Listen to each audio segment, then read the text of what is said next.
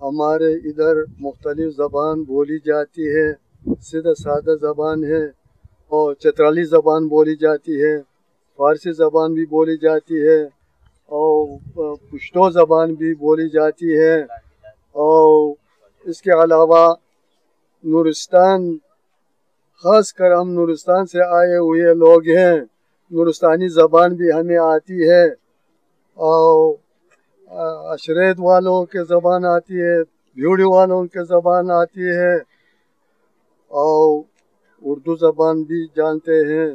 الحمدللہ ہم اس پر فخر کرتے ہیں۔ ہمارے زبانوں کے لیے کوئی حیثیت ہونا چاہیے، کوئی کیا انعام مقرر کرنا چاہیے۔ سب فوج میں ہیں اور اسکاؤٹس میں ہیں، اور ہر کوئی بھرتی کرنا چاہیے۔